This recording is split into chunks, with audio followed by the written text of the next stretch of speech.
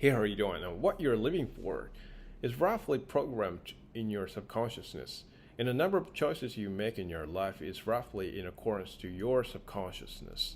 So it looks we make our life choices from moment to moment based on our intention with a sense of purpose, but our decision is strongly restrained by various restrictions and value standard and the sense of a moray or something like that originated from subconsciousness.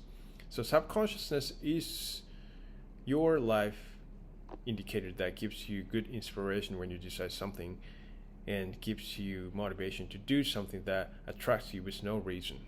So subconsciousness is not superficial consciousness like you clearly think or feel something directly in your mind. But this is something that you somehow get to know or you're feeling that you feel like doing that, but you don't know why you feel like doing that though.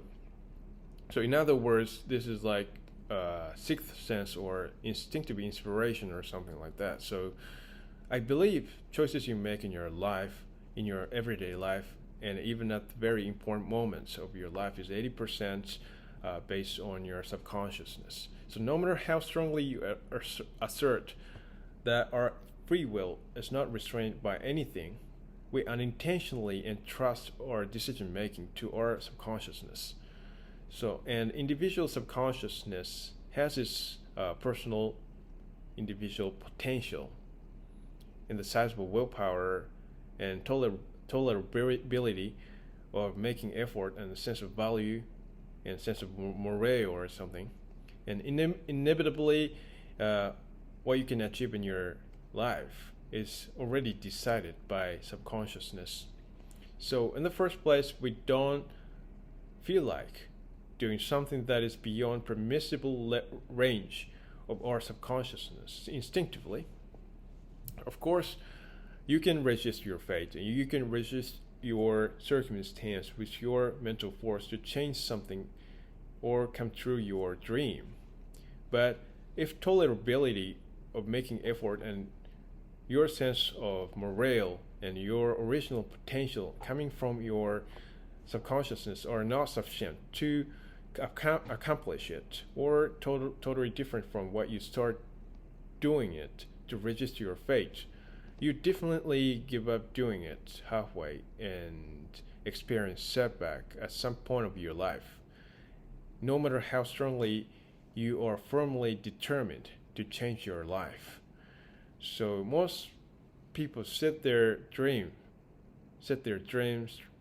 strongly influenced by very famous people's great achievements or their active appearance, but only few people can really come true their dream and come across a perfect job that inspired them only one time when they were kids, because subconsciousness accepted their dream influenced by someone, and everything goes well as they imagine in their life.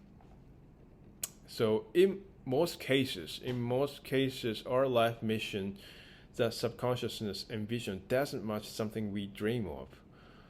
Most people reach life mission that subconsciousness demands us to overcome through various experiences like repeating series of failure and setback and overriding so many decisions we make and setting new objectives and compromising our goal that we originally set because of our family circumstances or something like that. So this is a life journey to find our true life scenario that our subconsciousness envisions in our mind. So it is not necessarily that coming true your dream is your life mission, and it is not that you only do what you love to do in your life. So a life scenario programmed in our in our subconsciousness is something that makes us experience to grow up our spirituality and to make up for the shortcoming of our personality or sense of morale or something like that. So in the process of finding our true life scenario, we make so many mistakes. We make so many mistakes, and there's so many wasteful things, so many unnecessary things in our life. But possibly even this life's journey that we experience unnecessary things that makes us go a long way around is within that life scenario that our subconsciousness demands us to spend in our life.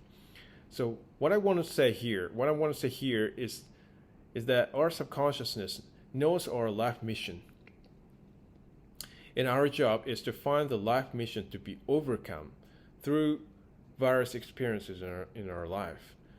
And you just look around you, and you just look around the world, how many people can spend their life as they wish, and how many people came true their initial dream.